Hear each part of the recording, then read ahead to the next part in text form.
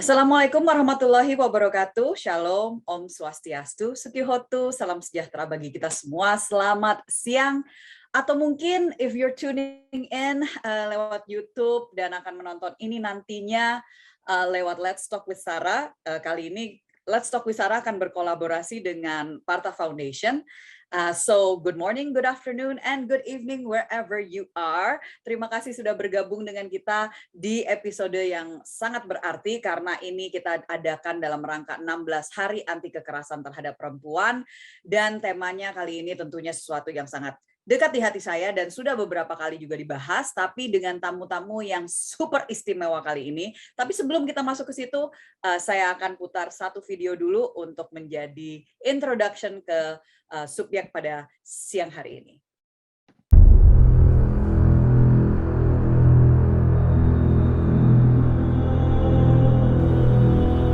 It was back in 2009 when I first heard of the horrors of human trafficking.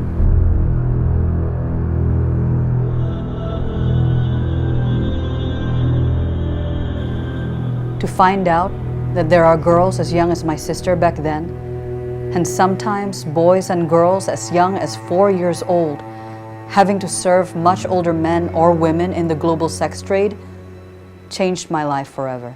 Authorities warned us that this horrific human trafficking case and at least one teenager into prostitution. Kejahatan seksual terhadap anak. Human sex trafficking. Did you know that there are more slaves today than ever before in history?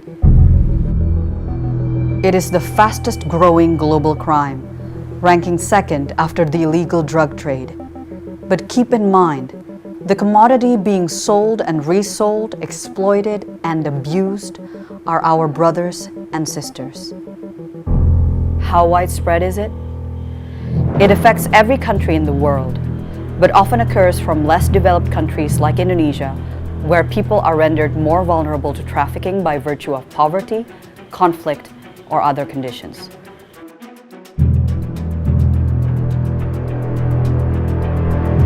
The International Labour Organization estimates that forced labor and human trafficking is a $150 billion industry worldwide.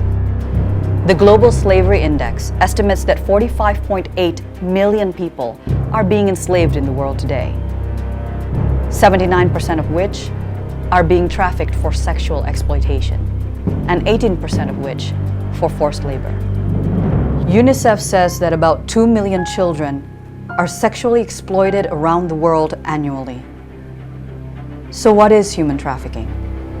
In the Protocol to Prevent, Suppress, and Punish Trafficking in Persons, it is defined by 3 elements: the act, what is done; the means, how it is done; and the purpose, why it is done. However, it is important to note that for children under 18 years old, the means is not taken into account. As long as the act and purpose are there, it should be enough to criminalize a perpetrator. Some of the more well-known forms of human trafficking are forced prostitution, forced labor, organ trafficking, and child trafficking, where we have children being sold before being born, forced to beg on the streets, forced child soldiers, and forced underage marriages. I cannot imagine having my own sister, mother, or child, whether male or female, be put in that situation. Can you? In Indonesia alone, it is estimated that 30% of the female prostitutes here are below 18 years old. Some are as young as 10 years old, and an estimated 40,000 to 70,000 children are victims of sexual exploitation, and an estimated 100,000 children are trafficked every year. In 2012, one of the biggest social medias in the world came out with a report that Indonesia was the #1 country in Asia for child abuse materials or CAMs, with around 70,000 CAMs reported. And Interpol states that the worst of which were of male victims. And yet if you go to the police or the Women Empowerment and Children Protection Ministry, the officially reported cases are nowhere near as many as that.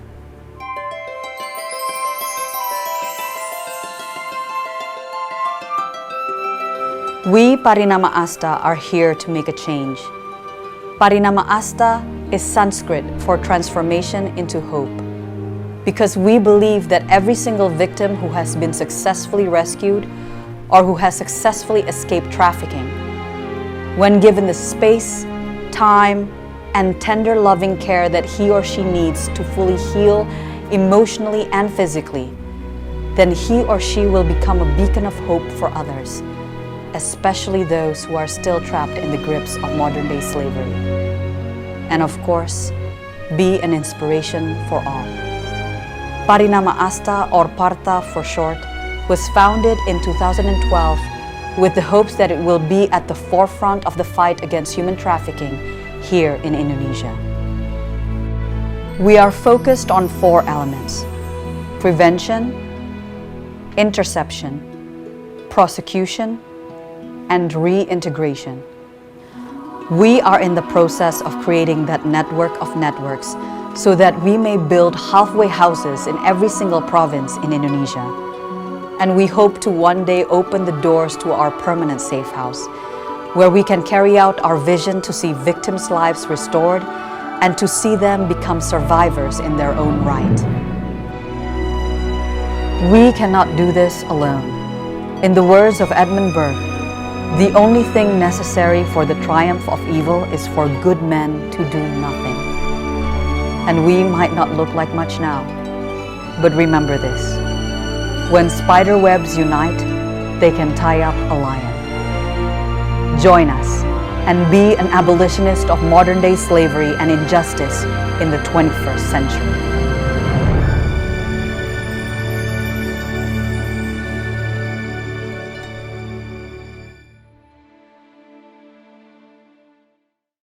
Jadi itu adalah video dari Parinama Asta atau Parta Foundation yang saya dirikan di tahun 2012 setelah mendapatkan panggilan dari Tuhan untuk melawan perdagangan orang sejak tahun 2009. Mudah-mudahan bisa memberikan gambaran tentang permasalahan perdagangan orang yang kalau kita masuk ke dalamnya itu pelik sekali dan sangat kompleks sekali, tetapi itu as a brief introduction, walaupun nggak singkat-singkat banget karena memang isunya sangat luas, tapi mudah-mudahan bisa jadi gambaran untuk kita semua. Dan for those of you yang udah pernah melihat atau sudah pernah menonton, jangan pernah bosan karena tentunya kita banyak yang, saya aja yang udah bergelut di bidang ini sejak tahun 2009, masih banyak yang terus harus dipelajari, terus harus didalami dan dieksplor, dievaluasi dan seterusnya. Dan sebagai laporan juga kepada semua teman-teman bahwa di 16 hari anti kekerasan terhadap perempuan ini, kami dari Parinama Asta Foundation bersama dengan Jaringan Nasional Anti TPPO, kami sudah melakukan roadshow keliling. Sejauh ini sudah bertemu dengan Menteri Pemberdayaan Perempuan Perlindungan Anak dan juga dengan Menteri Parekraf. Masih menunggu jadwal dari Bu Mensos dan Bu Menaker, tapi mudah-mudahan juga kita akan diberikan waktu dengan beberapa kementerian dan lembaga yang terkait. But intinya we are relentless. Kita nggak akan pernah berhenti untuk memperjuangkan hal ini, because ini adalah suatu hal yang menyangkut banyak sekali saudara-saudari kita di Indonesia.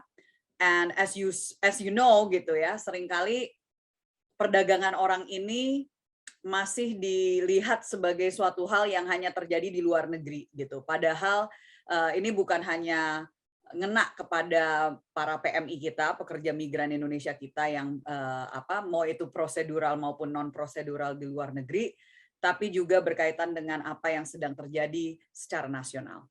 So again, welcome to Let's Talk with Sarah. Saya Rahayu Saraswati as the usual, your host for this episode. And for those of you who might be tuning in from abroad, hopefully the CC button for the closed caption will work for the English subtitles. We are recording this in advance, but in a live setting, so that hopefully you'll be able to follow along and get more insights into what's going on here in Indonesia and what we're doing about it.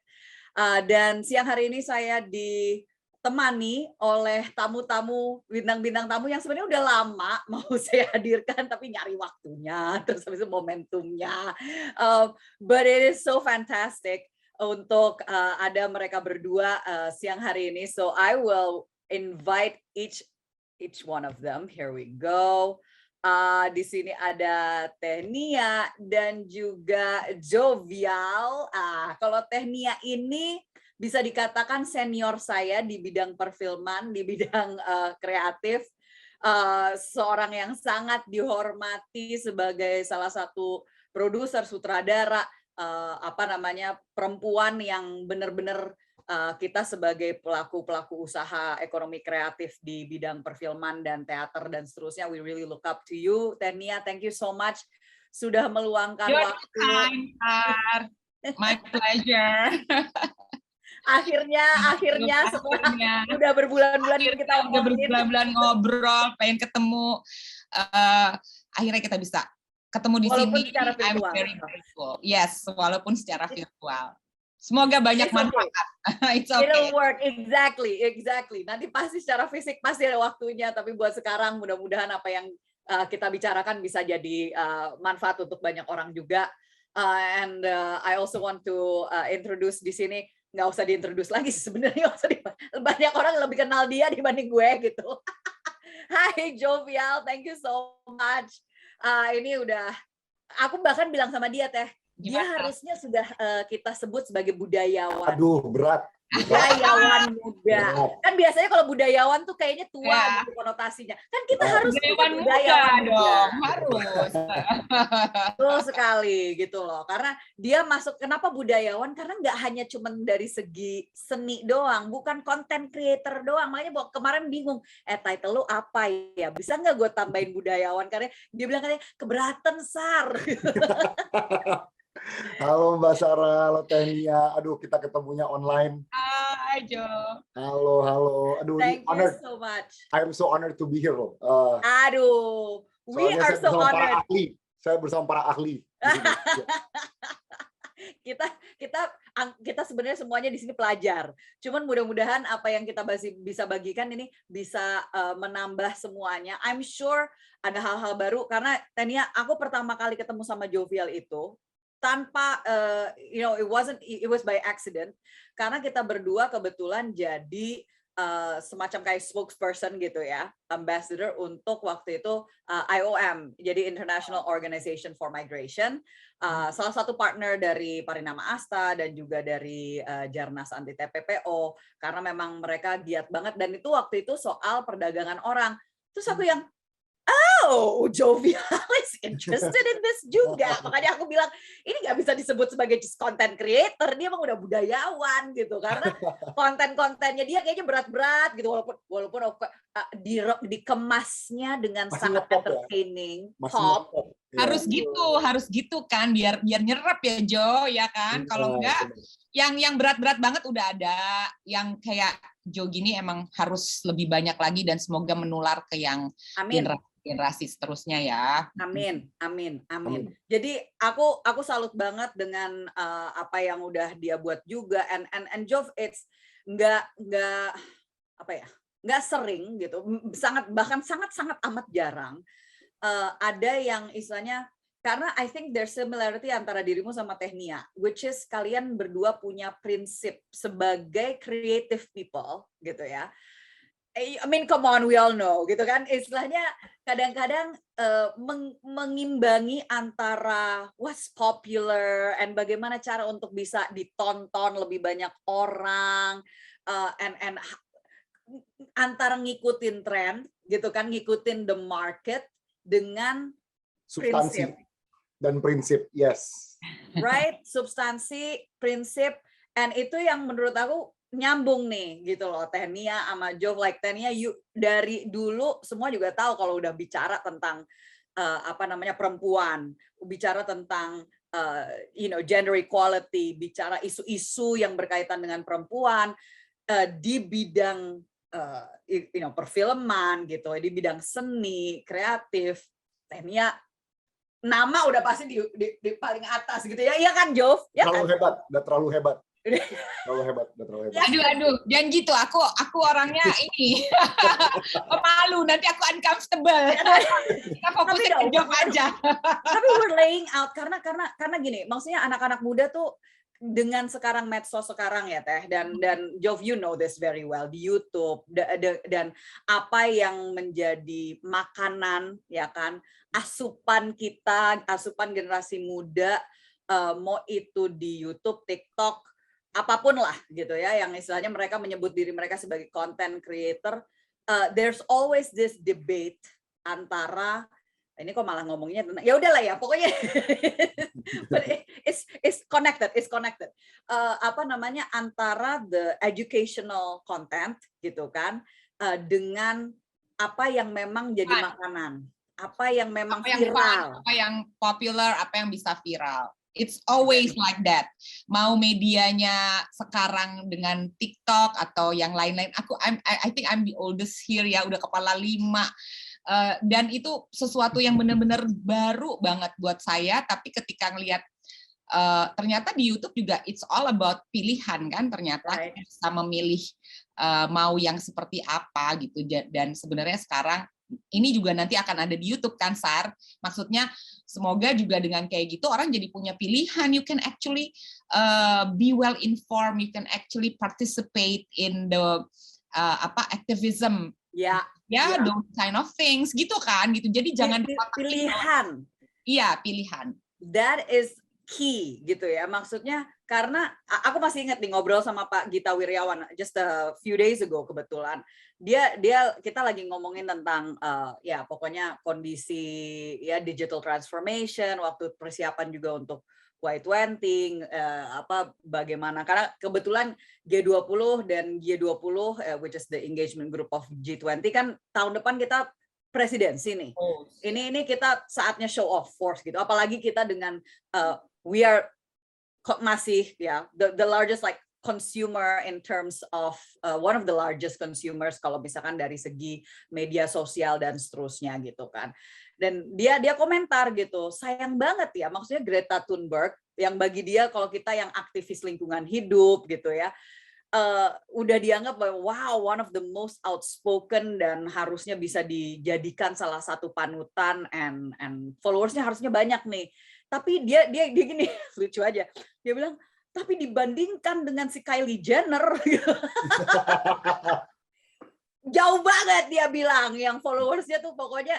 Dan I mean it's interesting karena ini berkait why I bring this up, karena pasti sangat berkaitan juga dengan the kind of mindset that's there gitu kan, dan kalau kita bicara sosialisasi tentang perdagangan orang, I mean one of the main thing tentang pencegahan adalah sosialisasi, adalah raising awareness seperti yang I'm trying to do lewat Let's Talk with Sarah ini dengan Partha Foundation. Tapi terus habis itu we are faced dengan that block, you know, like tantangan itu tadi, bahwa antara loh kita udah nyiapin nih, kita udah nyampein nih informasinya, tapi kayaknya susah banget untuk diserap gitu ya. And I don't know, what do you guys think tentang itu? Like maybe Jovia, I'll go to you first karena dirimu sebagai let's say pakar gitu ya. Belajar ya. Ya ikut sebagai pakar. Mau nyontek mau dengerin. Udah mau buka catatan nih untuk record, jadi bisa dilihat balik lagi nih. I mean Jov, you and your brother gitu ya, maksudnya started something yang as young content creators tuh masih jarang banget, and it's to bring up again heavy subjects, mau itu politik atau apapun, dalam hal yang sangat mudah untuk dicerna, sangat menarik, entertaining. Of course ada teman-teman yang lain juga yang melakukan hal yang serupa kayak my friends di Cameo gitu kan. Mereka juga sangat melakukan hal itu dengan parodi-parodinya mereka juga gitu.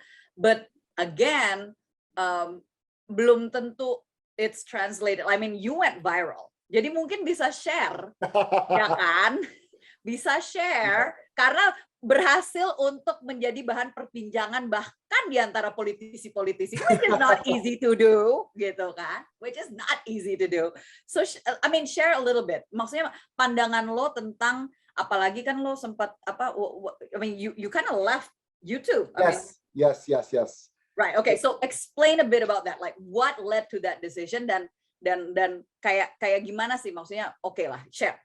Oke, takut ini terlalu jauh dari TPPO ya, tapi Enggak, karena ini kita we're talking about the pencegahan. Karena dalam konsumen nguping.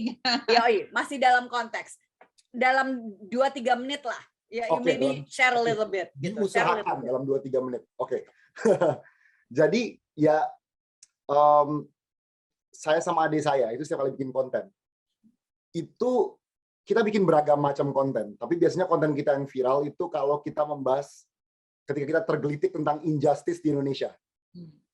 Dalam apapun lah, mau itu pilpres, mau itu DPR, mau itu budaya, mau itu pengurusan sampah atau apapun. Right. Biasanya itu yang viral.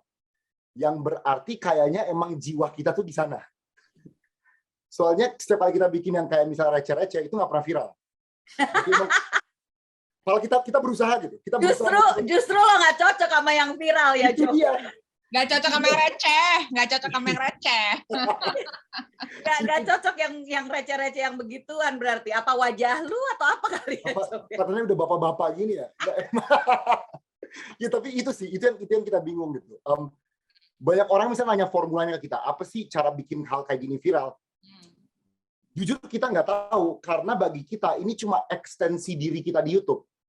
Kita tuh hanya menunjukkan diri kita seadanya di YouTube dalam bentuk yang di-package secara menarik lah. Jadi kita tuh nggak ada formula. Genuine. Yes, it is our genuine selves. Jadi kelihatan banget kok kita lagi kesel tuh kayaknya kekesalannya orang tangkep banget. Orang jadi ikut ingin berpikir. Nah, tetapi hal yang kita pastikan lah, kita tuh nggak mau orang habis nonton tuh malah marah. Kita tuh paling benci kalau orang habis nonton dia malah marah, dia malah makin kesel. Kita mau orang habis nonton itu malah dia dapat solusi. Kalau dia dapat solusi, at least dia berpikir untuk mencapai sebuah solusi. Wow. Jadi itu cara packaging kita. Banyak orang tuh caranya dia bikin orang ini emosian supaya dia di-share kiri kanan terus viral gitu. Kita nggak mau bikin orang emosian. Wow, itu kunci sih. Teh, I don't know about you, but bijaksana sekali. Baru. I don't know about you, Teh, tapi kalau misalnya dengerin itu sih jujur, I mean that's something new gitu ya, like for me gitu. Maksudnya biasanya kan kita kalau ngomongin sebagai aktivis ya, maksudnya udah biasa pokoknya ngomongin yang emosional gitu kan, ngomongin yang membuat inilah realita yang kita hadapi saat ini gitu kan. Tapi terus the way you brought it up, Jo, bahwa ada suatu hal yang istilahnya take away-nya gitu kan, itu bukan sesuatu yang negatif, tapi how untuk bawanya itu dengan yang positif gitu ya. Nah, Tenia happen to be, dirimu kan baru aja rilis, bukan baru aja ya, sebenarnya udah sebulan yang lalu or so, A World Without, okay? And it's a Netflix original. By the way, gitu loh.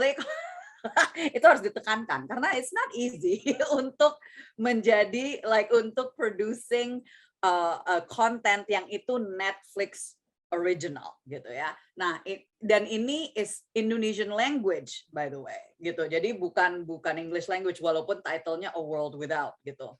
Nah, mungkin bisa ceritakan sedikit just a little bit Tania about what's the idea di belakang A World Without ini, karena terutama bagi mereka yang belum nonton gitu, karena I mean gue dengan kepadatan jadwal gue like I'm trying to nyicil untuk bisa nyelesain the film. Sama.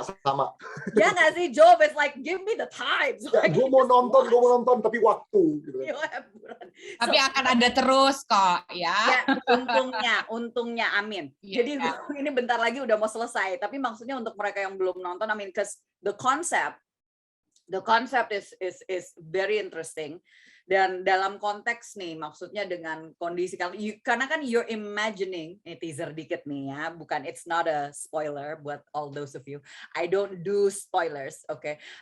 Tapi tapi kalau misalkan you're imagining a world yang istilahnya dunia setelah pandemi kan istilahnya gitu. So I mean share a little bit karena I think konsep yang diangkat di situ tuh is very interesting, terutama tentang ideologi dari segi pandangan terhadap how women think about marriage and about apa sih yang penting dalam hidup dan ideologi yang berlaku di Indonesia ini gitu.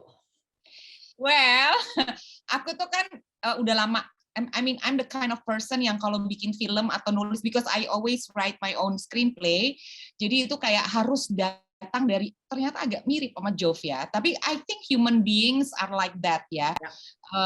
Datang justru dari pertanyaan, dari keresahan, dan kerisauan, kecemasan, semua deh, anxiety yang menumpuk yang akhirnya membuat bisa menulis screenplay. Kan awalnya gitu. Selalu begitu sih kalau dilihat, bahkan di Omnibus Perempuan Punya Cerita, tadi kita di awal sempat ngomong pas masih belum masuk teman-teman tahun 2007. Bahkan film yang se-fun arisan tentang friendship dan tentang LGBT gitu ya. Tapi it's really from my worries about how the society have judgmental tendency towards other people gitu, belum udah dijudge gitu kan. Jadi sama sebenarnya kalau world without, di dunia yang penuh dengan teknologi, di dunia yang penuh dengan konten berbagai macam, terus kita bingung mau milih yang mana gitu kan. Dan apalagi saya udah di usia yang udah kepala 5 gitu kan. Jadi kayak yang ini kita hidup di mana sih? Tiba-tiba jebret pandemi. Terus nggak bisa ngapa-ngapain, tambah anxious lagi gitu. Jadi itu semua berdasarkan nulis nyicil-nyicil dari sebelum pandemi sampai tahu-tahu pandemi, and then I feel like all of those questions harus ditanyakan di film ini gitu. Sebenarnya it's a film about questioning gitu, and also my statement sih, kalau cewek intinya kita manusia intinya, nggak laki atau perempuan tuh harus punya support system. That's my statement. Tapi gimana cara dapetin support system yang kita bisa trust, gimana kita bisa say what we really wanna say, nggak denial ngelihat kenyataan, itu masih dalam pertanyaan, bukan pernyataan. Karena even in real life aja kita masih suka limbung kan ya gitu. No matter how old we are, kita juga masih suka limbung. So kayak tadi Jov bilang kita marah, kita pengen ungkapkan, dan ternyata itu yang bisa viral. Tapi kenapa? Ternyata take-nya adalah at the end of the every content atau every tayangan itu take-nya adalah let's think about it gitu. Dan itu sama banget sebenarnya aku kalau bikin film, not only this gitu, itu pattern aku, let's think together gitu loh. Tapi yang aku lihat Indonesia at this point of era itu yang mau think sama-sama kita banyak, dan aku think together to find a solution, to share our experience gitu ya. Karena kan nonton konten atau nonton film, it's all about relevant things ya. Relevan apa enggak sama hidup kita. Mungkin yang Jov kasih juga relevan, orang-orang langsung jadi berpikir, iya ya gue begini karena itu gitu kan.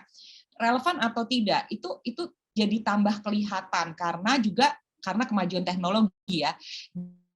They can DM me directly segala macam.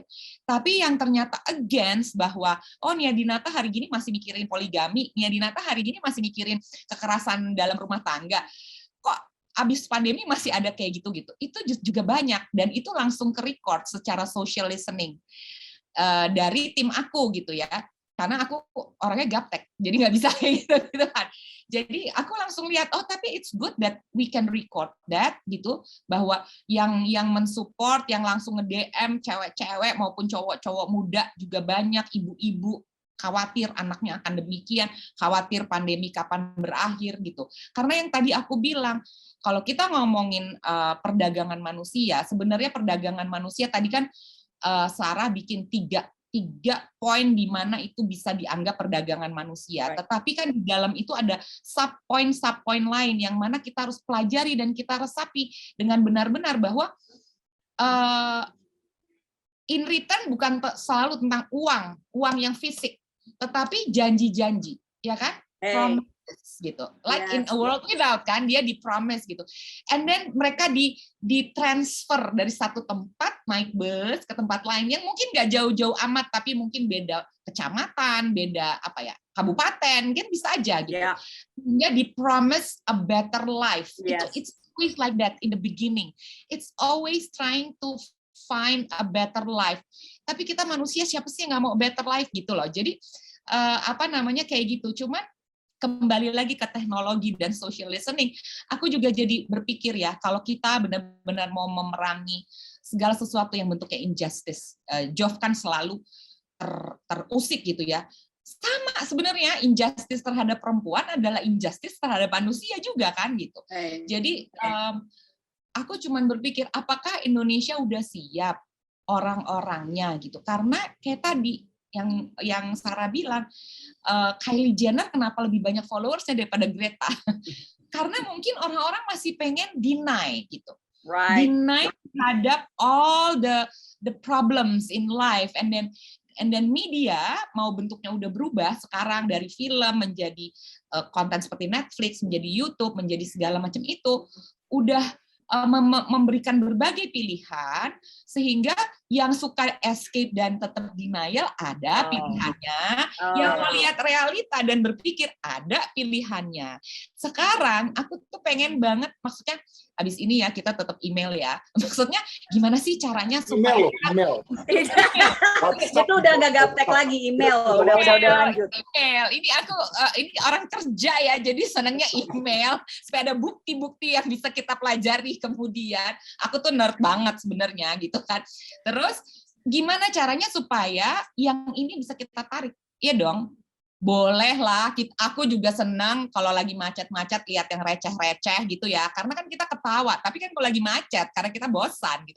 Tapi kalau lagi, emang kita meluangkan waktu kan, to see, to read, to feed our soul with apa sih yang terjadi di dunia ini gitu. Nah, keinginan untuk feed their soul, these people, this generation soul, itu harus kita bangun menurut aku. Sehingga akhirnya mereka bisa mulai ikut memikirkan, ikut berbagi pendapat mengenai small injustices sampai yang pelik seperti perdagangan manusia seperti ini gitu.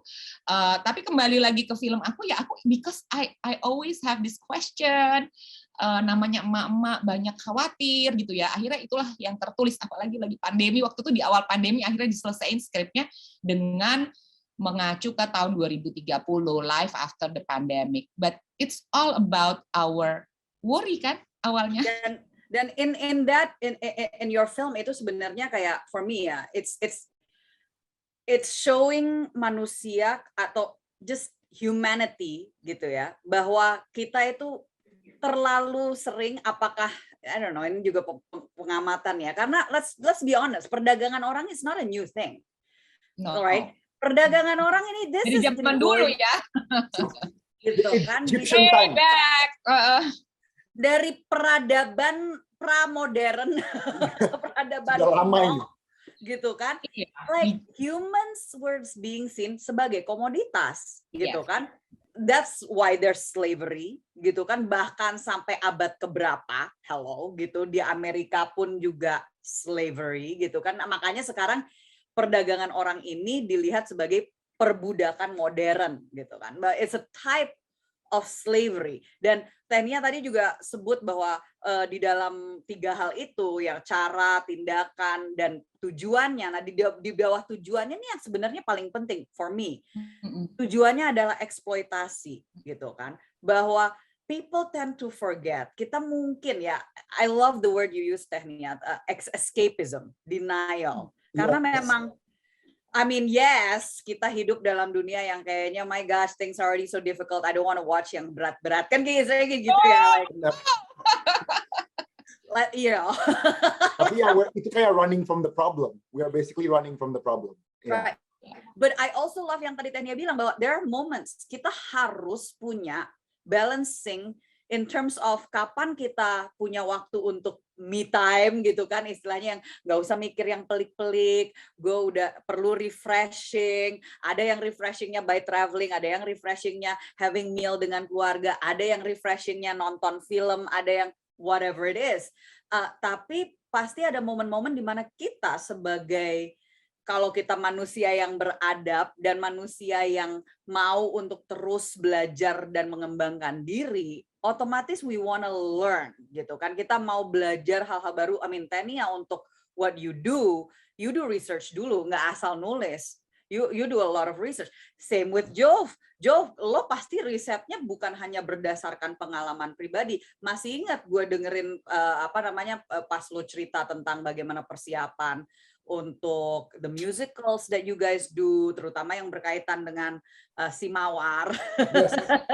Pekerjaan Mbak Sarah yang dulu ya. Ya, pekerjaan saya yang dulu. Jov, you know how many people yang kontak gue, ini kok mirip-mirip kayak lu ya, Sar? Gue langsung, hey, gue nggak senaif itu. Tapi semua kayak lu ya, Sar. Like, okay, but the dog. Anyway. Tapi kan gitu, maksudnya I love that musical. Itu juga membuat aku jadi berpikir, siapa ya? Ini siapa ya? Gitu kan? Kayak ini tokoh yang ini siapa? Tokoh yang ini siapa? Kita jadi berpikir seperti itu kan, gitu. Dan itu juga sebenarnya juga kayak gitu. Kayak ketika orang nonton musicalnya Jove atau nonton kayak apa film gitu ya, kayak ada beberapa yang juga ini karakter ini kok yang di World Without mirip si ini sih seorang pemuka agama misalnya. Aku gini, aku gitu kan, enggak, saya tidak berniat gitu. Tapi kan orang kalau nonton kan mereka bisa berimajinasi gitu, dan itu sah-sah aja. Dan justru ketika ada orang berimajinasi, misalnya aku juga gitu, walaupun aku nggak mikirnya kamu, Sar, ada lagi yang beda. Nggak usah disebut ya, nggak usah disebut. Tapi kan itu artinya penonton emang udah siap untuk masuk ke cerita itu gitu, karena dia tidak hanya enjoy the whole suguhan, tapi dia juga bisa relate. Oh, ini relevansinya ke sini, ini yang ini bisa aja tentang ini ya gitu. Jadi sebenarnya it's a good sign ketika ada orang-orang yang begitu gitu. Tapi atau ada orang yang hanya menikmati musicalnya aja, it's fine gitu. Atau ada orang yang hanya menikmati, oh karena filmku dimaini oleh Chico Jericho dan Ayushita dan Amanda Rolls, oke, it's fine gitu ya.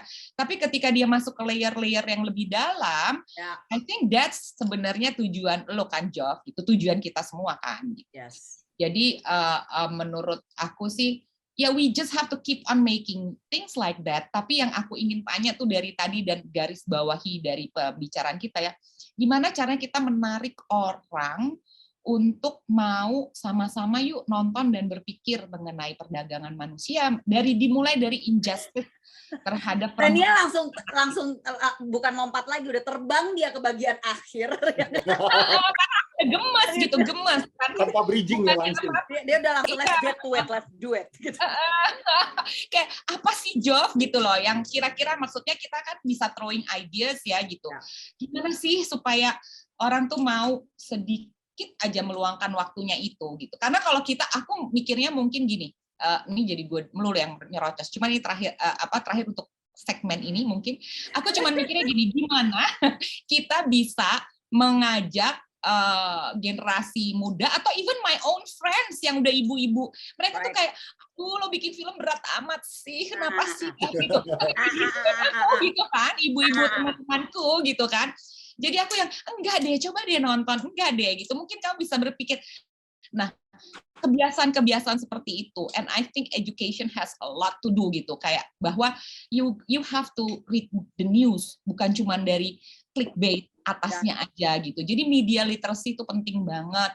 Terus dari itu you have to know your own movies di Indonesia. Sebagai orang Indonesia harus tahu dari sejarahnya bapak-bapak dan ibu-ibu perfilman kita tuh ada loh yang bikin film sebenarnya juga udah nyentil kondisi sosial dan injustices gitu sampai ke sini gitu. Jadi hal-hal itu kan harusnya diajarin di SMP lah minimal ya. Kalau menurut aku, supaya kita terbiasa. Soalnya susah kalau nggak terbiasa gitu. Sekarang ponakan-ponakan aku aja ngomong Indonesia nggak bisa gitu loh. Aku sedih banget ngelihatnya gitu. Kalau anak aku dia udah 20 dan 25 ya. Jadi dia udah ngerasain, maksudnya waktu TK masih TK yang berbahasa Indonesia dengan baik, playgroup dan TK. Walaupun SD, SMP, SMA, international school, tapi dia basic Indonesian-nya tuh masih bisa dipertanggungjawabkan. Tapi sekarang itu aja bikin aku miris gitu, gimana dia mau mengerti tentang isu-isu yang diangkat dan memang kenyataannya ada. Kalau misalnya membaca dalam bahasa Indonesia, itu tidak ajak dengan realita gitu loh. Gimana sih generasi kita nih ajak sama realita itu loh intinya. Karena kalau kita ajak dengan realita pasti kita menjadi manusia yang mau belajar tentang orang yang kesusahan di negara kita gitu. Jadi kan ada empati, itu kan artinya ujung-ujungnya numbuhin empati. Yes. You know, you brought up tentang empati Teh and about sistem pendidikan. Di salah satu hal yang aku pernah dengar nih di negara lain itu sistem pendidikannya mereka tekankan tuh pada values. Bahkan dari PAUD sekalipun, dari PAUD, dari TK, dari kindergarten gitu ya mereka. Ini di negara Eropa. Jepang juga begitu sih. Ada yang istilahnya mereka tekankan pada empathy. Empathy is like the number one values di sistem pendidikan. So it's not even about pendidikan matematika, bahasa dan seterusnya, tapi justru about the values-nya gitu ya, about kondisi kita sebagai manusia. Karena mereka mikirnya, lu kalau soal nulis, baca segala macam, oke, dengan sendirinya lu bakal butuh itu dan you will do it when the time comes anyway, you're gonna catch up gitu kan. Tapi yang penting adalah bagian itu. Nah, talking about this gitu, dan karena Tenia udah langsung jump ke bagian akhir, tapi enggak, ini aku udah pikir ini kayaknya kita tipe-tipe orang-orang yang kalau ngomongin permasalahan, langsung mencari solusi kita ya. Iya, Jov, benar. Kita bukan tipe yang istilahnya ngomong jauh-jauh permasalahan adalah kalau udah tahu permasalahan seperti itu solusinya dan what gitu kan. Nah, tapi mungkin just a little bit balik lagi pada permasalahan TPPO-nya sendiri supaya semua yang nonton ini yang mengikuti bisa benar-benar memahami bahwa kenapa kita angkat ini. Mungkin bingung ya, loh ini kan ngomongin tentang peliknya. Please, you guys can do research ya. Kalian bisa just check di Instagramnya Parta, di websitenya Parta. Kalian bisa just jangan malas gitu loh, untuk semua informasi tentang perdagangan orang di dunia ini tuh ada. Tinggal cari di internet and all of that. Kita bukan di sini untuk webinar juga, tapi justru kita kita udah tahu ini jadi permasalahan besar. Dan kalau kita bicara tentang human trafficking, kembali lagi bahwa banyak banget yang berpikiran itu tadinya hanya terjadi di luar sana, gitu kan? Terus habis itu yang nonton Taken 1, 2, 3 gitu ya, baru tahu gitu, oh my gosh, it's actually reality. Yes, Taken 1, 2, 3, cuman masalahnya nggak ada Liam Neeson-nya, gitu loh. Oke, the reality adalah, imagine yang terjadi pada anaknya si Liam Neeson itu, karakter si Liam Neeson itu di film Taken 1, 2, 3 itu terjadi. Tetapi tidak ada Liam Neeson yang akan menyelamatkan dia. That's the reality yang dihadapi jutaan. As I mentioned tadi, jutaan. It's not even ratusan. And the problem dengan kita menjabarkan angka, the problem dengan kita menjabarkan statistik atau data, kita seringkali masuk ke dalam denial bahwa angka itu adalah manusia. Langsung dehumanizing, dan itu permasalahan yang besar, yes, tapi nggak ngerasa. Same thing with, I'm sorry, ini agak random, tapi pandemi gitu kan. Sebelum itu bener-bener ngena di sekeliling kita, kayaknya kita tuh mudah banget untuk brush aside dan menyatakan bahwa ini kayaknya konspirasi, ini kayaknya itu gara-gara si dia sih yang ini, gara-gara si dia dan seterusnya, terus dan segala macam, terus merasa bahwa gue nggak perlu ngikutin prokes kayak gitu karena gue nggak bakal kena or whatever gitu kan, until it happens. Nah ini kan imagine if that can happen. And perdagangan orang ini, apa yang terjadi di Taken 1, 2, 3 itu bisa terjadi pada orang yang kita kenal. Like, I mean, memang kalau misalkan nggak terlibat dalam effort seperti ini, jarang bisa ketemu. Nah, last thing sebelum kita kembali lagi pada diskusi, I wanna share satu cerita nyata salah satu korban yang sekarang penyintas, puji Tuhan, yang kita selamatkan gitu, yang menjadi proses yang one of the things yang jadi selalu jadi kasih me and my friends di Parta jadi harapan adalah waktu aku masih jadi anggota DPR, yayasan kita masih waktu itu terus bergerak. Kita dapat pengaduan dari jaringan kita yang ada di Batam. Because Batam is a huge issue. Batam is gila. Karena perbatasan dengan Singapurnya, dari Singapura ke Batam jauh lebih mudah daripada Jakarta ke Batam, istilahnya gitu. Naik ferry setengah jam nyampe, gitu ya. Dan di sana lokalisasinya dan the prostitution-nya udah gila. And the reality adalah begini, ini sering kali ya, aduh Tehnia ini kalau ngomong tentang ini udah tarik rambut gitu, karena imagine pernah nih lagi di salah satu universitas atau perguruan tinggi, aku presentasi dong tentang permasalahan perdagangan orang, semacam kuliah umumnya mereka mengadakan di situ. Tapi terus ada yang nanya, which I'm not surprised karena ada sering yang menanyakan seperti ini. Tapi gimana Mbak kalau misalkan kita ketemu terus habis itu dia memang dengan berpakaian seperti itu dan dia yang offering gitu loh bahwa dia bekerjanya memang seperti itu, kan kita nggak tahu ya itu adalah haknya dia. Oke, and I always try to explain-nya kayak gini. I'm sorry, first of all, saya nggak ada look. We need to humanize para pekerja seks komersial first of all. Dengan melihat bukan dari segi identitas mereka adalah pekerjaan yang mereka lakukan. Tapi in my opinion ya dalam ini pribadi gue bahwa nggak ada anak gadis usia 8 tahun bilang sama orang tuanya bahwa oh ntar kalau misalkan besar I wanna be a prostitute mom gitu.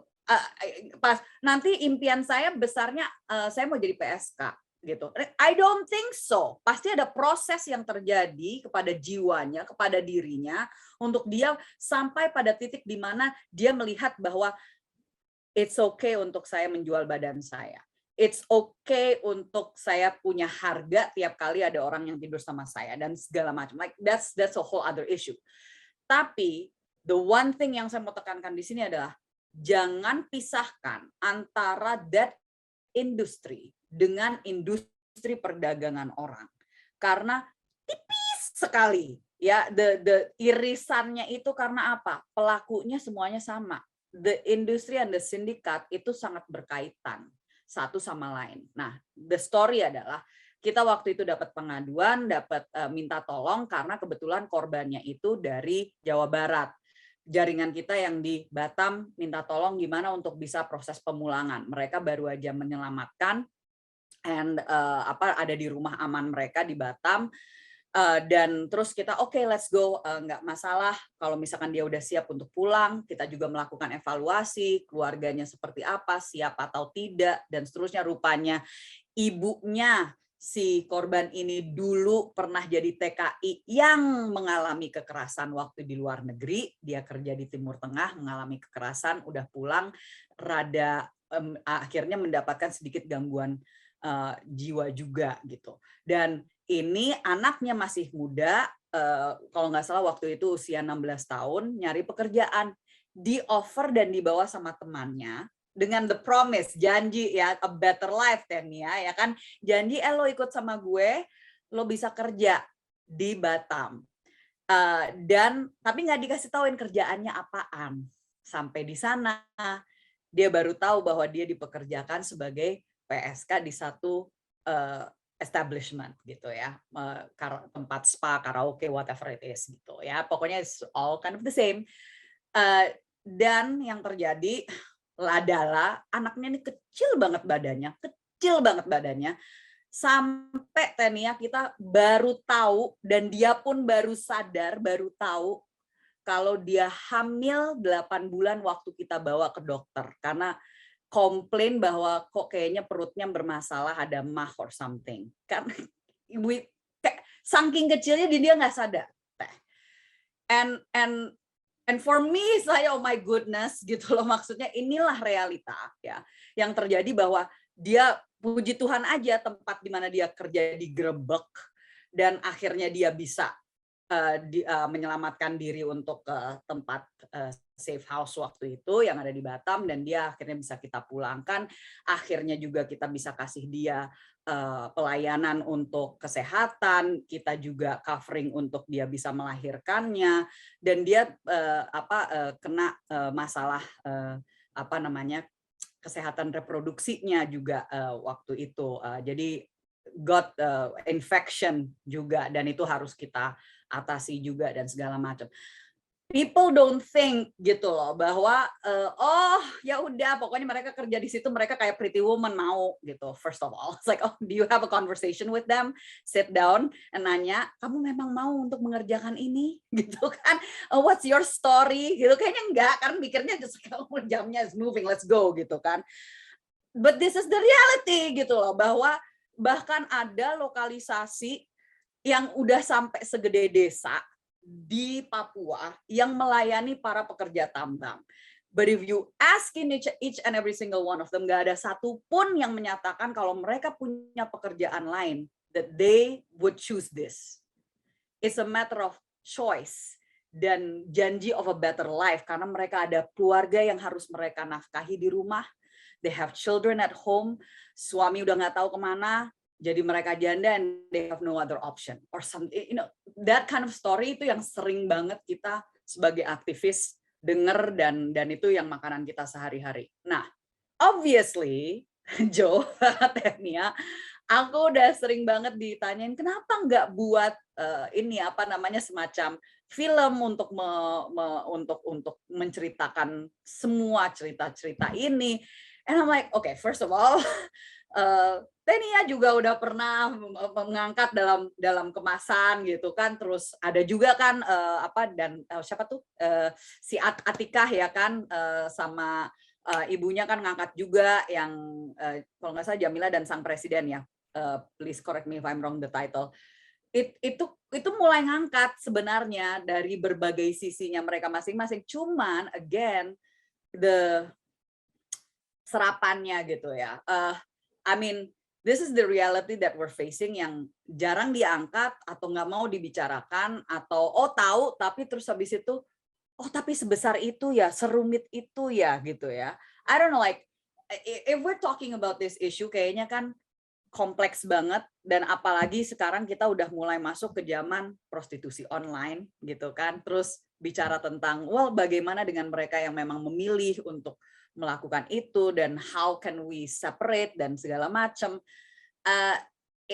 This complexity to do with dengan media sosial juga, yang dimana banyak sekali yang diperdagangkan juga melalui aplikasi-aplikasi baru ini gitu. Like what do you guys think tentang, let's go into the whole the revolusi industri 4.0 dan going on to the 5.0, dan if I go into lapangan pekerjaan itu bakal jadi another whole issue gitu. Tapi let's talk about content gitu ya. Let's talk about content and the content creation and the messaging gitu.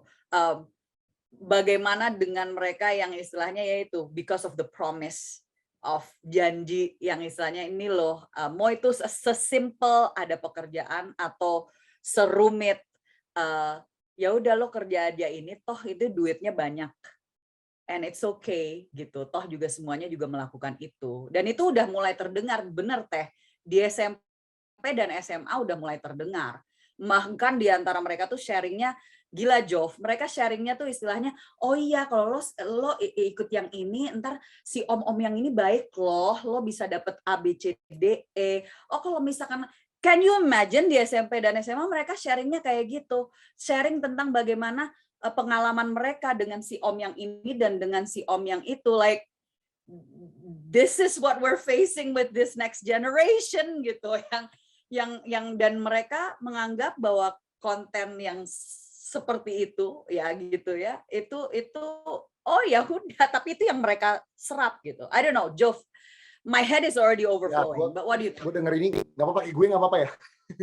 So kalau udah mulai serius udah pakai gue nih. Nggak, gue ini jadi emang denger ini sangat resah, denger cerita tadi sangat amat resah. Dan gimana ya, gue tuh juga bingung gini. Dulu tuh ada kasus yang ketahuan orang menjual dirinya harganya mahal. ujung-ujungnya itu menjadi lawakan normal di society kita loh. Kayak, daripada lu kerja susah-susah, mendingan open BO aja, dapat puluhan juta. That's not right. Media tuh, gue juga bingung kenapa orang nangkep ini as a joke. Seharusnya it is not a joke. Seharusnya pas kita dengar masalah ini, we know the problem is there, let's find a solution. Banget. Tapi entah kenapa it just becomes a joke. Nah, masalahnya with jokes adalah sometimes orang yang kapasitasnya masih kurang, orang yang daya intelek atau cara dia berpikir kurang kritis, bisa berpikir bahwa jokes ini adalah kenyataan. Sehingga jokes ini bukan sesuatu yang kita tertawakan, tapi jokes ini adalah kenyataan yang kita bisa jalankan. Sayangnya banyak banget orang kayak gitu di sini.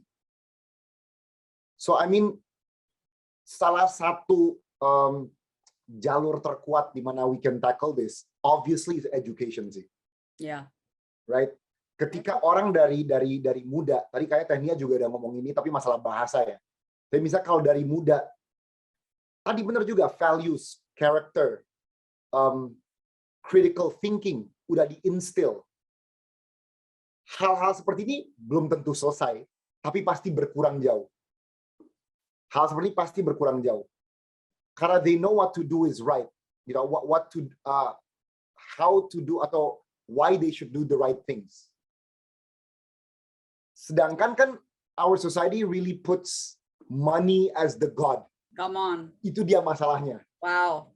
Everything is money this, money that, money this, money that. Yeah. Jadi kalau orang melihat ada jalan pintas, oh saya cuma satu malam sama om-om atau tante-tante, saya bisa dapat uang sebesar ini. Yeah. Ngapain saya kerja? Right. That's the big problem. And thank God and thank you Jov untuk ngangkat soal om-om dan tante-tante because it's not just women. Yes. It's not just women. Guys also do this. Gitu. Yeah. Yes. Yeah. And bicara tentang pendidikan juga gitu ya. Karakter. Karena ini ada yang menarik, ada yang ngangkat dari kalau misalkan ini just a little bit dari yang pertanyaan. Ada pertanyaan dari Pak Umbu Manggana soal lapangan pekerjaan. I mean, yes, kalau kita ngomong tentang the issue tentang human trafficking, pasti atau isu sosial yang lainnya pun gitu ya, bahkan KDRT pun itu menurut saya banyak, nggak semuanya, nggak seluruhnya, tapi banyak yang pasti berkaitan ujung-ujungnya dengan social economy, ya kan? And kalau bicara tentang lapangan pekerjaan, pasti juga bicara tentang pendidikan. Bicara pendidikan, ujung-ujungnya juga tentang mempersiapkan bagaimana untuk bisa mempersiapkan lapangan pekerjaan dan seterusnya supaya mereka bisa bekerja dengan pekerjaan-pekerjaan yang layak gitu kan. But here's the issue juga, bicara tentang lapangan pekerjaan, nggak terlepas, mohon maaf nih, sebagai penyedia lapangan pekerjaan juga gitu ya, as a pengusaha, I have a huge issue sekarang karena baru aja kejadian lagi di mana ada pencurian di lapangan di mana kita punya set up our company gitu. And menjadi pertanyaan bahwa kemarin sempat soalnya ngobrol sama teman-teman, gimana kita bisa memastikan bahwa oke, mereka teriak tentang UMK, mereka teriak tentang standard of life and standard of living yang tambah mahal, tapi terus habis itu nggak menunjang, makanya ada korupsi, makanya juga lapangan pekerjaan juga tambah menghilang dan seterusnya. Tapi then we have to deal dengan the issue. Kalau misalkan demanding untuk gajinya naik, gitu kan, UMK-nya itu tercover dan standard of living-nya itu balance dan segala macam, dengan kinerja profesionalitas dan karakter dari pekerja-pekerja kita.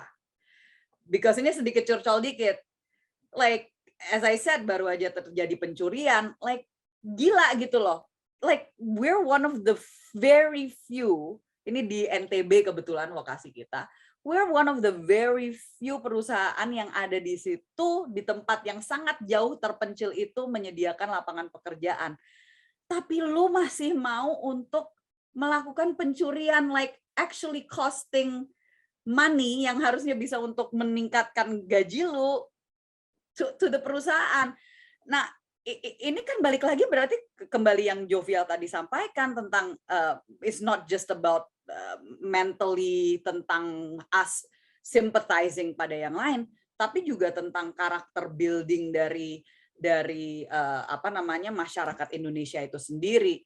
Nah, Tenia mungkin bisa ditambahkan juga dari yang tadi Jovial juga udah sampaikan tentang the kind of messaging yang kita mau berikan kepada apa namanya kepada masyarakat about the education process. Dan kan kita selalu melihatnya, I think we all agree bahwa film atau documentary or anything to do with like it's a visual medium untuk educating sebenarnya kan.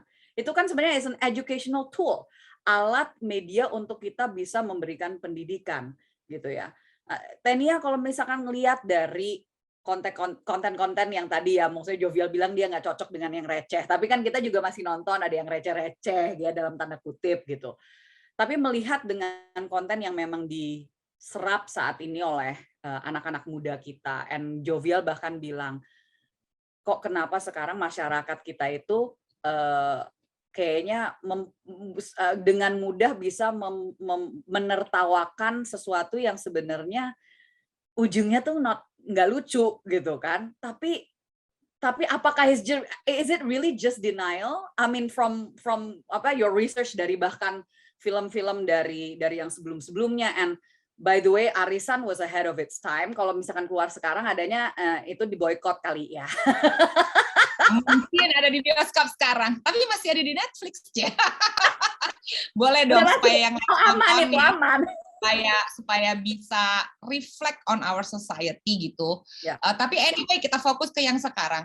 Aku tuh kalau melihat masyarakat kita itu memang kita ini belum sangat-sangat jauh dari keadilan sosial bagi seluruh rakyat Indonesia. Hello.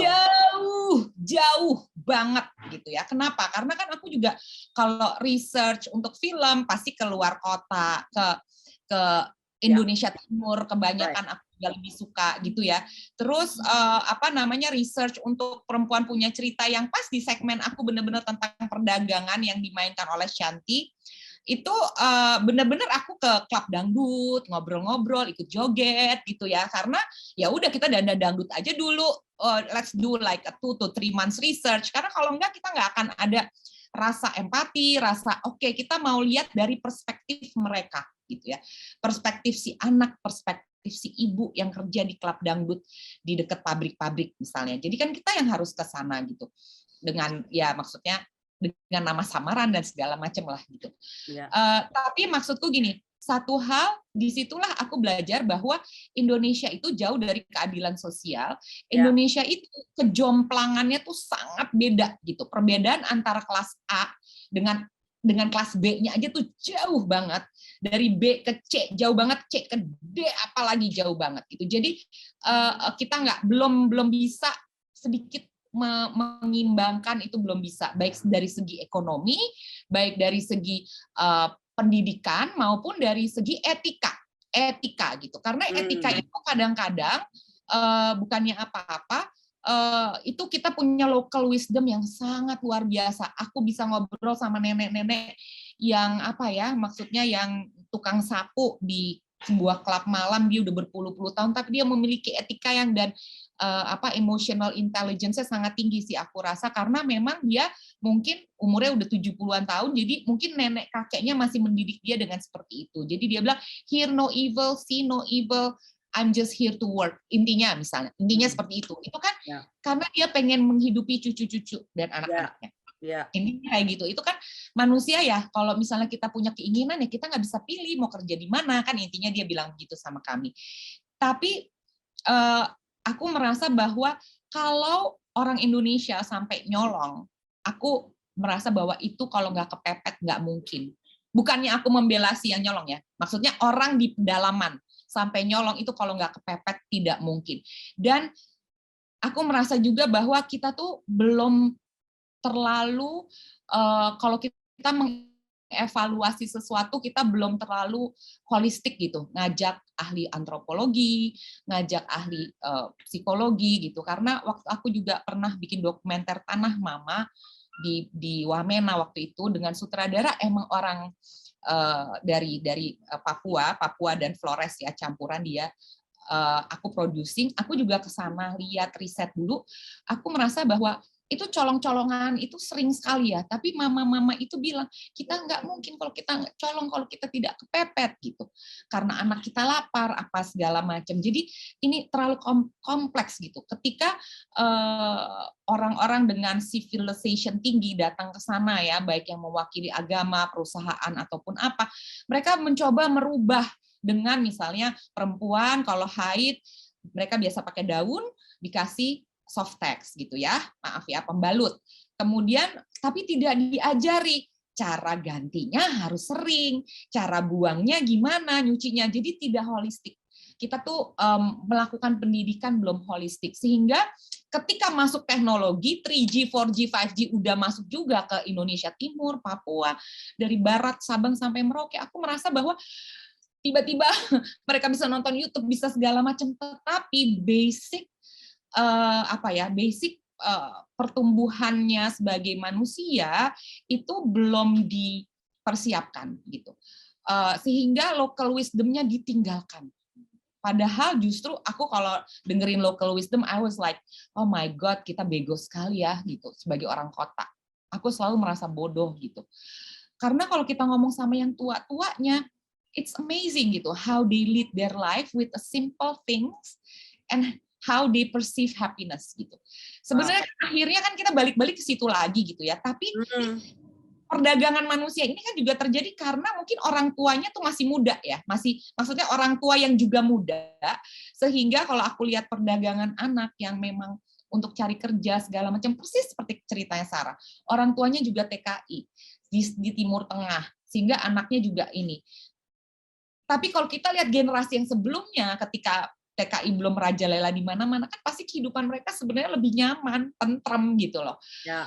Cuma karena modernisasi ini masuk, dengan segala option-option pekerjaan masuk, dan ditambah lagi option-option digital yang masuk, mereka belum sempat untuk meresapi local wisdom dari kakek neneknya, ngerti nggak sih, dari buyutnya, yang mana kita kan deket sekali ya, hubungan kita satu sama lain. Mereka udah sibuk dengan individualistis mereka dan melihat nunduk gitu.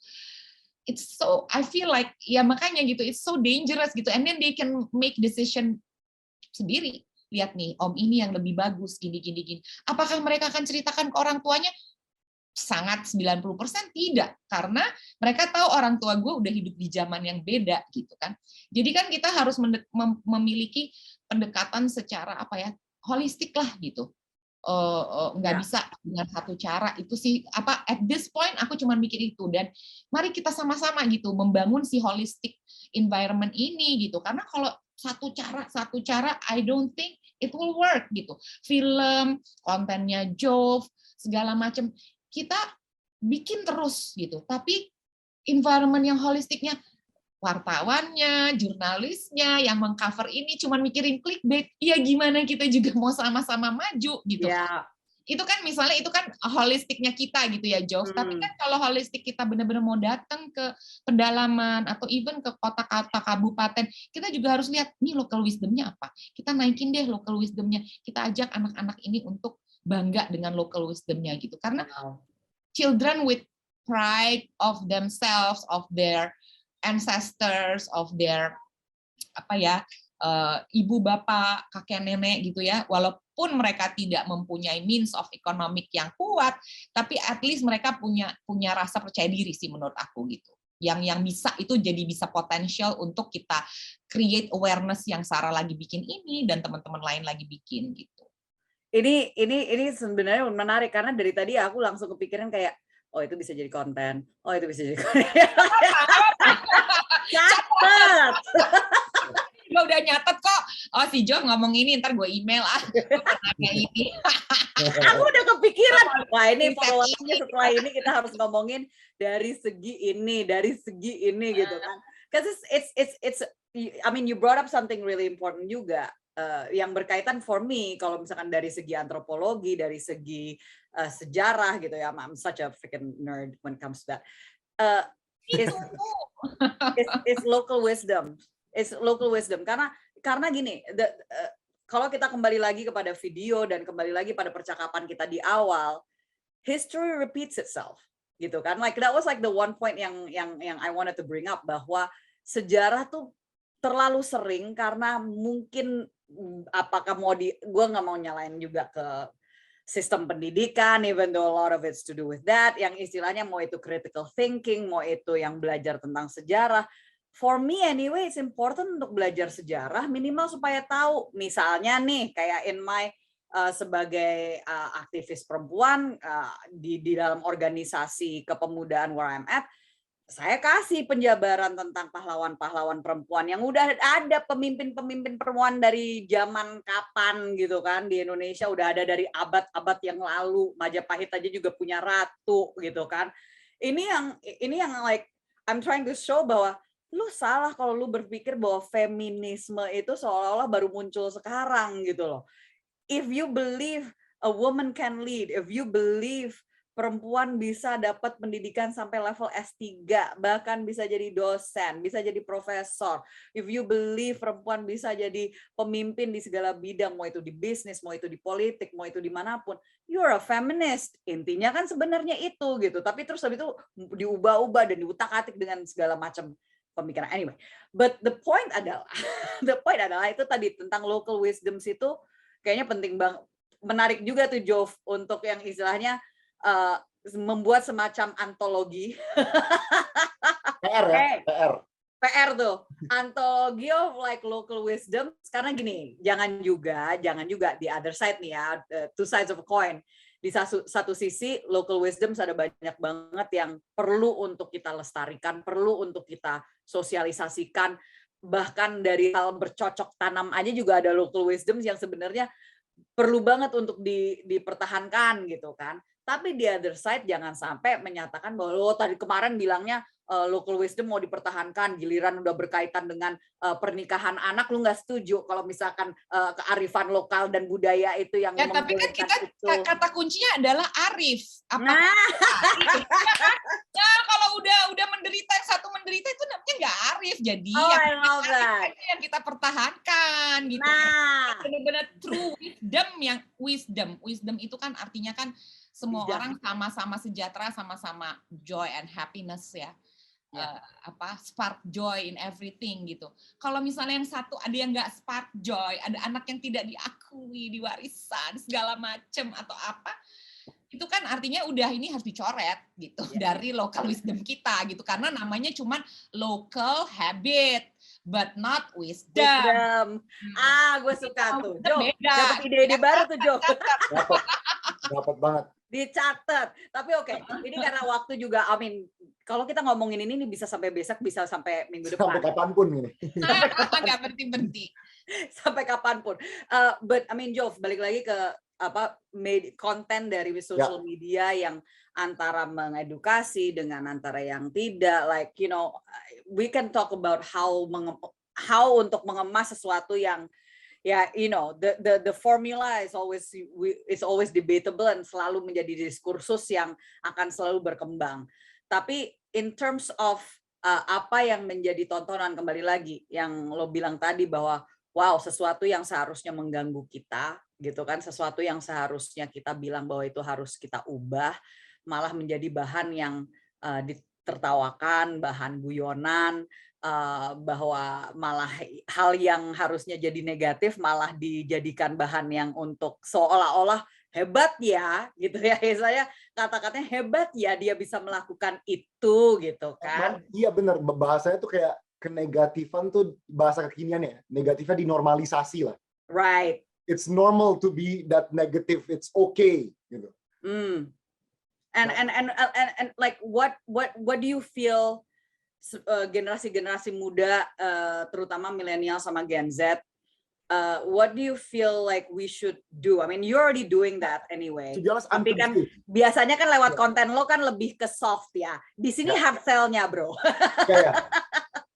Iya.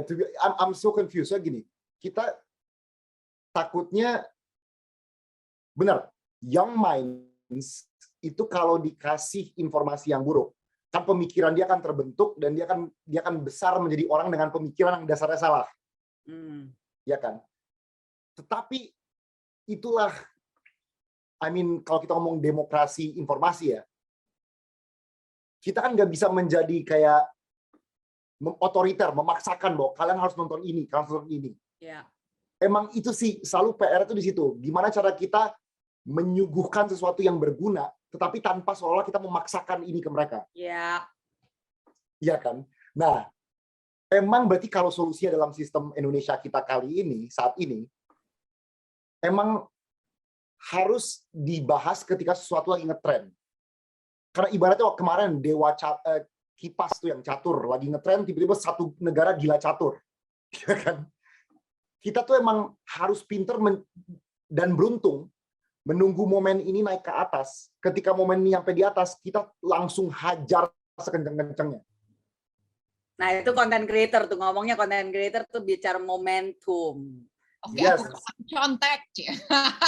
aku contek. Tapi kita harus kasih tahu ya, kadang-kadang aku nggak tahu yang lagi viral apa. Kita harus nyontek dari si Jom.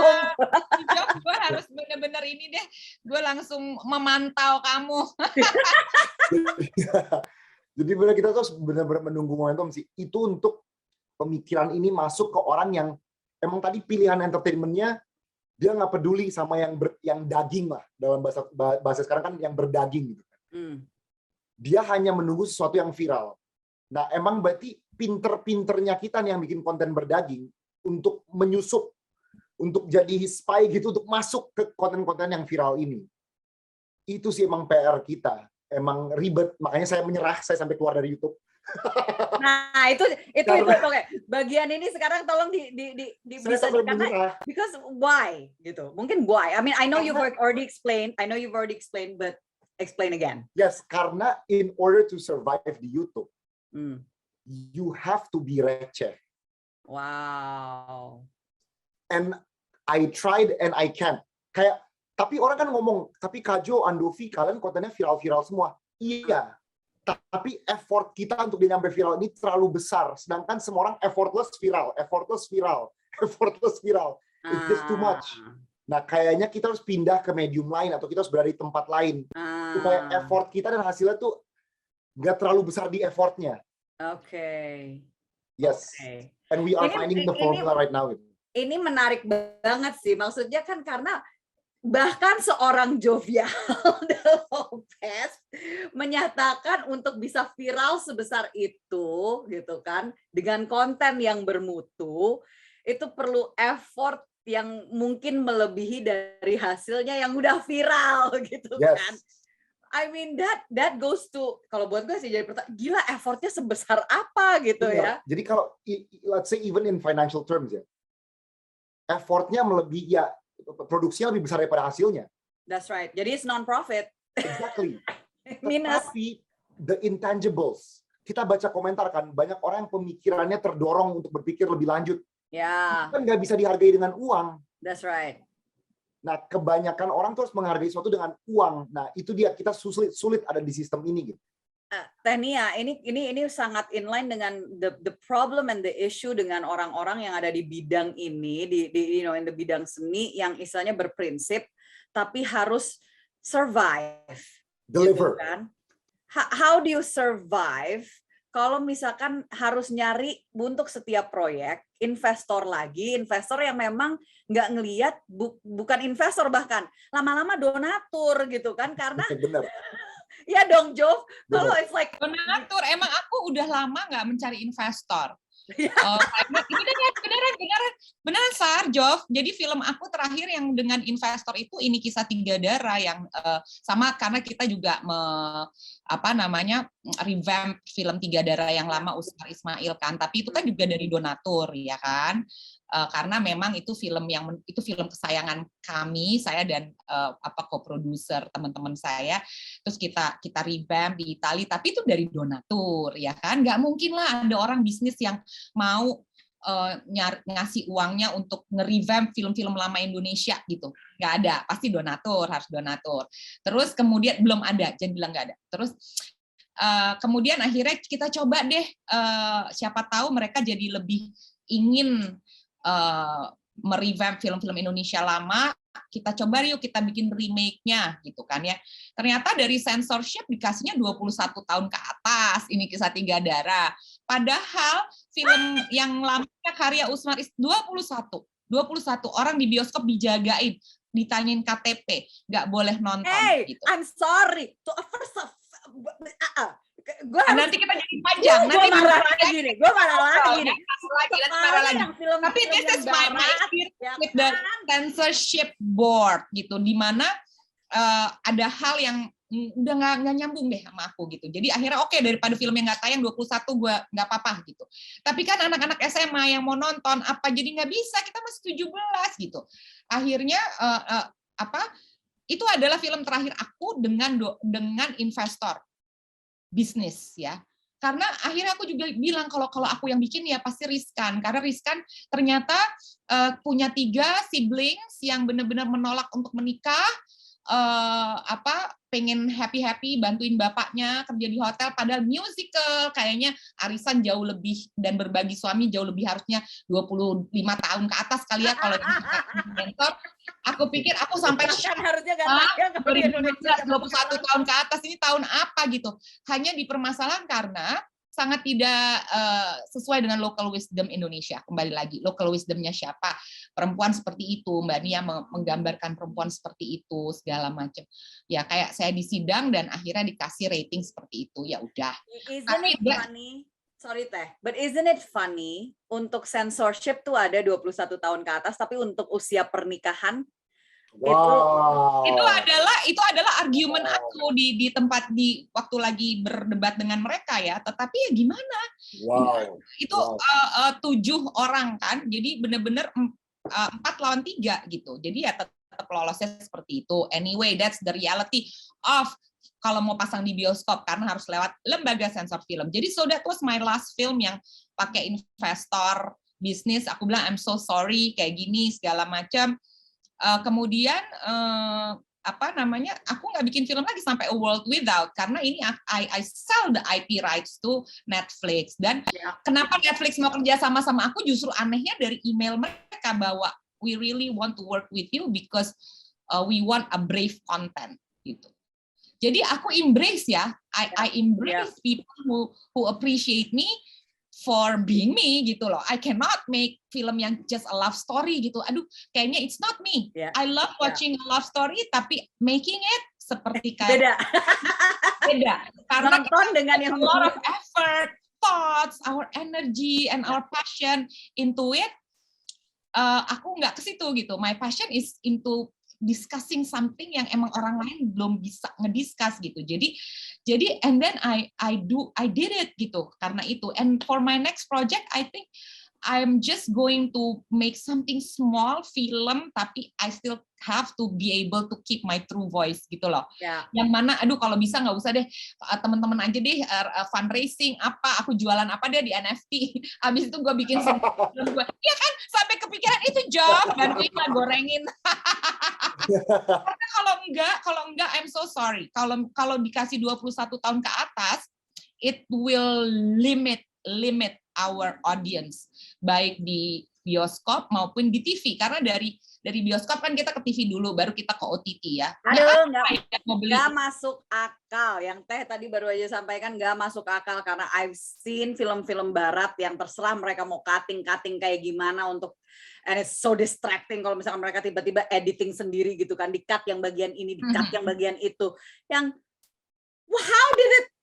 Kok tiba-tiba udah di situ gitu kan? Terus ya, tapi walaupun sensornya berapa, anak kecil juga masih bisa masuk. Ya, justru karena film ini tidak bisa di-cut.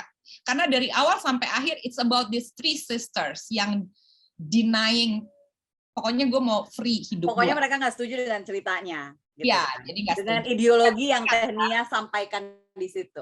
Gitu. No, okay, anyway. Kita ngomong tentang dunia ini. Tapi it's really true ketika misalnya tadi Jov bilang kita harus riding the apa namanya? The wave lagi viral ya, kita harus sama-sama belajar seperti itu gitu. Tapi aku juga pengen bilang sih bahwa kan kamu nih, aku jadi nanya nih ke Jov, maaf ya Sar, tapi konten-konten lama kamu tetap ada kan di YouTube kamu? Tetap ada. Maksudnya YouTube channel nggak ditutup. Jadi, kan sama kamu? Masih ada, cuma kita nggak produksi lagi di sana. Okay. Because it's immortal, and I mean, you have to really keep that so people can go back and see the film gitu. Kayak kita kalau misalnya kita lagi ngomongin film ya, misalnya mungkin everybody knows apa namanya filmnya Spike Lee, Do the Right Thing. Ingat nggak? Aku ingat soalnya satu alma mater kuliah. Oh wow, Jadi baru tahu. yes, I went to New York. Terus udah gitu, ya jauh lah dia. Cuman maksudnya Do the Right Thing tuh aku nonton di film school. Abis itu udah orang nggak ada yang nonton. I mean all the white people in America they hate that movie. Tapi ketika kemarin peristiwanya siapa? Yang di Minnesota, yang I Can't Breathe. Black Lives Matter semua itu, aduh udah tua ya lupa. Itu kan semua jadi pada nonton lagi, jadi pada cari. Ada nggak di Amazon, ada nggak di Netflix, and then everybody is like mau punya film Spike Lee yang lama. Oke, this is in terms of movie ya. Tapi kan kalau misalnya Jove punya ada terus, itu mungkin siapa tahu orang-orang yang mau bikin makalah tentang apa ya social issues di Indonesia atau mau lulus S2, S3 itu menjadi bagian riset dong gitu loh. Ini kalau aku ngambil S2, S3 kali gue bakalan riset itu deh gitu tentang media ya.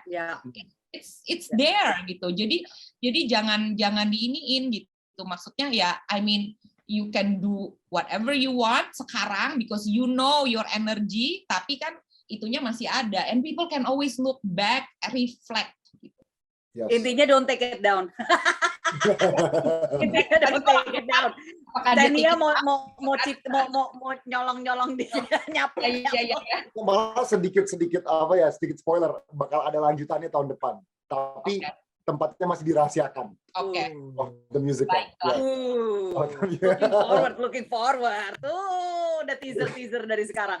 No, but in the last few minutes ini gitu ya, dari semua yang kita bicarakan, I mean again, mungkin buat orang yang nonton kayaknya ngalur ngidul ke film, ke konten, ke perdagangan orang, but this is the point bahwa kita bisa ngomong perdagangan orang itu dari berbagai macam bidang. And in this session specifically kita bicara konten, kita bicara media visual, yaitu adalah dari film, dari musical, dari YouTube, dari media sosial, konten yang cuma 15 detik, yang 60 detik, yang hanya berapa menit, itu semuanya visual yang sebenarnya sangat mempengaruhi, apalagi mereka yang paling rentan, yaitu generasi milenial, Gen Z, dan yang lebih muda lagi Gen Alpha gitu ya, yang mereka paling rentan terhadap perdagangan orang, dan the lifestyle yang di-offer lewat media sosial, lewat konten-konten yang disuguhi sehari-hari itu sangat mempengaruhi how they will choose gitu, bagaimana mereka akan mengambil pilihan-pilihan dalam hidup mereka yang will it make them even more vulnerable terhadap perdagangan orang, atau it will keep them safer? Apakah misalnya stay in school, atau mereka akan masuk ke dalam pergaulan yang kurang sehat yang justru membuat mereka lebih rentan terhadap perdagangan orang? I mean that's the point sebenarnya dari yang saya mau angkat kali ini, karena kalau bicara tentang perdagangan udah berapa kali, terutama kalau yang ngikutin saya gitu ya, di Let's Talk with Sarah juga ada berapa kali. I wanna show bahwa kita pun juga we need to talk about apa sih yang kita sebenarnya sajikan, dan apa sih yang kita memang anggap itu worth untuk viralkan, dan apa yang kita resap, dan apa yang kita tangkap gitu. So maybe closing words dari Tania sama Jovial, terutama karena ada aktivis-aktivis juga untuk anti perdagangan orang yang juga lagi nonton atau yang nanti akan nonton di YouTube, and for those of us yang who are still in the fight gitu, bagaimana yang karena kadang-kadang ngelihat realita tuh membuat kita agak kayak lose the wind in our sails gitu kan, kayak mulai like nafas harus udah labor gitu, ini maratonnya kayaknya nggak selesai gitu. Tapi kalau misalkan ada dukungan lagi dari Tania sama Jovial untuk for us to keep fighting the good fight, maybe we'll start with Jovial dulu. Oke, tadi udah dibahas secara menyeluruh di sini ya. Gue malah ada pikiran baru gitu, bukan sebenarnya dari dulu, ini keresahan pribadi sih. Kayaknya ya pastinya pemerintah harus turun tangan sih untuk kita mengamplifikasi cerita-cerita seperti ini. Karena tadi kan, kalau from the business side, this is not something that is sexy for the business. Saya ini tadi kepikiran abis ngomong Taken. Abis ngomong Taken tadi jadi kepikiran. Kalau ada sesuatu, Taken kan masalahnya modern kan, anaknya lagi mau jalan-jalan ke Paris, nyampe kamar hotel, tiba-tiba bye-bye, hilang. Terus terjadilah Liam Neeson-nya gitu kan. I will find you and I will kill you. Gitu. terjadi Liam Neeson-nya. Nah, kalau ada bungkusan modern yang lebih ngena ke anak-anak sekarang kayak, gue lagi jalan-jalan ke Bali, tiba-tiba nyampe Canggu, terus gue diculik. Itu mungkin sesuatu yang orang kayak, wow, hal ini terjadi ya, ada ya. Emang kita harus bikin konteksnya lebih now. Nah, tetapi tadi, siapa mau buat? Kayak gini kan uangnya banyak. Pemerintah, alangkah baiknya kalau pemerintah peduli kan hal seperti ini, mungkin ada dana-dana yang bisa dialokasikan lah untuk hal seperti ini. Karena tadi pas abis dengar tekniknya tuh ternyata di New York, satu amater dengan Spike Lee, udah pasti banyak orang sangat bisa and capable to do these kind of things. It's actually not that hard. Cuma, do you trust in us aja? Yeah. Karena it seems like you trust in the market side gitu. You don't trust in people who want to create stories. Begitu. Wah, Jof. Oke, aku langsung ini. Actually, the story about jalan-jalan ke Canggu, it's all happening karena anak-anakku kan lagi di usia itu ya, yang mana udah independen, yang satu udah selesai bachelornya, yang satu lagi on the way to bachelor, tapi maksudnya kan lagi hidup di pandemi kayak gini kan membuat teman-teman mereka ya, bukan mereka sih, mereka nggak pengen ke Bali udah pandemi ini, tapi maksudnya teman-teman mereka tuh kayak yang wah eager banget begitu ada apa-apa ke Bali, sewa villa segala macam, and that's really aku malah kesian gitu, aduh mereka memang butuh ya, tapi exactly that's trendy right now. Terus kamu ngomong gitu, aku udah langsung ya udah deh bikin pakai kamera kecil yuk. Now we can do it. Now we can do it pakai HP. Pasti banyak aktor-aktor yang mau mainin gitu, tapi it's just like short gitu. How this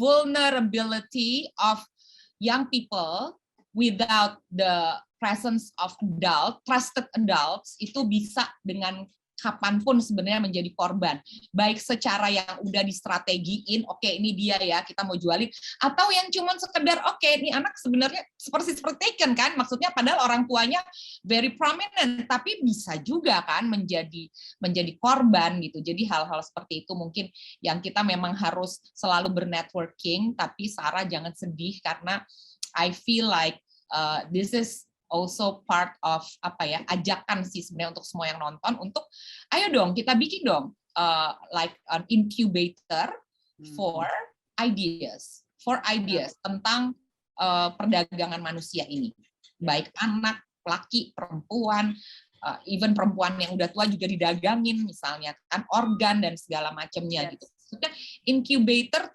incubator ideas yang based on research gitu. That's very possible, sehingga kita bisa mengimbangi apa yang ada di luar sana yang tadi itu yang yang bikin Jof jadi mau off YouTube dulu. Pokoknya intinya I will get in touch with both of you setelah ini untuk follow up supaya ada again, a follow up gitu kan, tindak lanjut dari apa yang kita bicarakan kali ini, yang it's not just about talking, tapi it's about gimana kita bisa providing solution in our own ways gitu kan, dengan cara kita masing-masing. And I think apa yang dibicarakan kali ini, jujur nggak ada arah ke sana tadinya pemikirannya untuk, tapi dengan kita bicarakan kayak gini, I'm like, okay, gue bisa bersemangat lagi nih with like ideas yang bisa kita omongin bareng supaya ada solusi yang mungkin sebelumnya gue merasa secara pribadi kayaknya aduh udah nggak ada harapan lagi or whatever. But now with you guys ini mudah-mudahan ada harapan baru untuk kita juga bisa providing something yang educational, yang bisa giving a glimpse gitu kan terhadap dunia perdagangan orang dan realita yang dihadapi oleh the young girls and the older women yang menjadi realita yang dihadapi oleh masyarakat Indonesia saat ini. And I think kita kalau misalkan ngobrol bakal banyak banget yang itu bisa dikupas gitu ya, inkubator dari ideas itu tadi. Dan mudah-mudahan semua yang nonton bisa ngelihat bahwa hey, kalau kita lagi ngomongin hal-hal yang seperti ini, if you get together dengan orang-orang yang on the same wavelength tentang ketidakadilan yang ada di Indonesia atau dimanapun kalian berada, like there's something yang bisa kita lakukan bersama-sama. There's something yang kita bisa bisa jadi hasil, bisa jadi buah dari apa yang dibicarakan. So it's not just about talking. So from the bottom of my heart, dari lubuk hati saya yang paling dalam, thank you so much Jovial and Tehnia udah meluangkan waktu untuk kita bisa ngobrolin ini, sesuatu yang belum tentu semuanya masyarakat istilahnya menganggap bahwa okay, that's like too heavy, atau that's I don't know what that is dan segala macam, tapi kalian sangat-sangat bisa ikut serta and kasih kita semua yang sebagai aktivis-aktivis ini angin segar, so that we can keep doing the good fight. So itu dari saya kepada kalian. Thank you so much Jovial and Tehnia, and for everybody else yang sudah mengikuti atau menonton, mau itu di YouTube, mau itu di Zoom kali ini, saya ucapkan juga banyak terima kasih. Emang kita sengaja nggak begitu promosiin karena this is something yang we're gonna promote nanti untuk di YouTube. Tapi mudah-mudahan apa yang kita sampaikan hari ini bisa bermanfaat, bisa jadi nilai tambah untuk kalian semua, and hopefully bisa membawa perubahan untuk Indonesia, karena it doesn't start with somebody else, it starts with us, ya kan? Dimulai dari diri kita masing-masing, dan bukan hanya soal bicara, tapi mudah-mudahan kalian dimanapun kalian berada, kalian juga bisa memikirkan solusi yang bisa kalian hadirkan, apakah itu lapangan pekerjaan, apakah itu tentang edukasi ke SMP, SMA, atau edukasi, mau informasi tentang human trafficking, please tinggal kontak kita di info@parinama-asta.com atau langsung aja ke www.parinama-asta.com atau ke Parta Foundation right here untuk bisa menghubungi kita kalau perlu informasi-informasi, dan kami sangat bersedia untuk masuk ke jaringan manapun, kampus-kampus, untuk meningkatkan kesadaran